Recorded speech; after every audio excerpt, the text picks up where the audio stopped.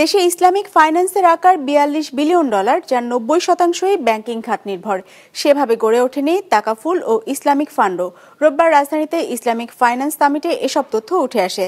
সামিটে কেন্দ্রীয় ব্যাংকের গভর্নর বলেন, গত এক দশকে দেশের ইসলামিক ফাইন্যান্স দুর্বৃত্তায়নের শিকার হয়েছে। পাচার করা হয়েছে লক্ষ কোটি টাকা। একরামুল ইসলাম খানের রিপোর্ট।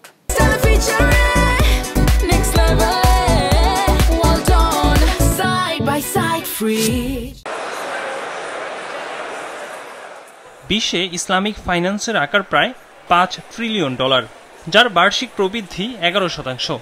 এর মধ্যে ব্যাংকিং খাতের হিস্সা 73% আর সুকুক বন্ড রয়েছে 18%। তবে ভিন্ন চিত্র বাংলাদেশে। জনসংখ্যায় মুসলিম বিশ্বে চতুর্থ বৃহত্তম দেশ হলেও ইসলামিক ফাইন্যান্সের বাজারে 10-এর মধ্যেও নেই।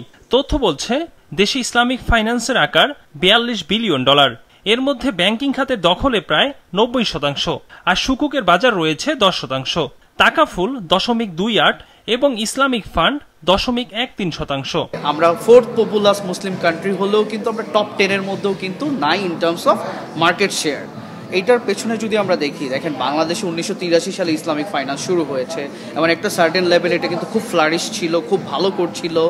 গ্লোবাল মার্কেট গত 6 বছরে 13% গ্রো করেছে আর Bangladesh Islamic finance market shrink করেছে। এটার পেছনে সবচেয়ে বড় যে কারণটা এটা হলো গভর্নেন্স। আলোচনায় কেন্দ্রীয় ব্যাংক গভর্নর বলেন, দেশের ইসলামিক ফাইন্যান্স গত এক দশকে বড় দুর্বৃত্তায়নের শিকার।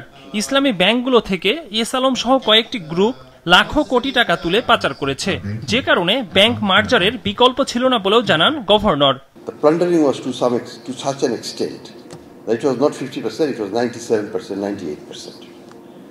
So 98% of the assets is gone. Nobody can on earth can turn it around without massive intervention from the public fund or something else to bail out the depositors.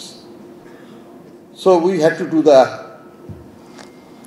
unpleasant, but what we believe the right thing to do is merge this fight.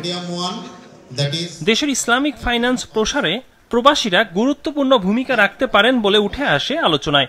আহ্বান জানানো হয় এ খাতের প্রসারে সরকারি বেসরকারি যৌথ উদ্যোগের। Ekramul Islam Khan, business report, মাছরাঙা television.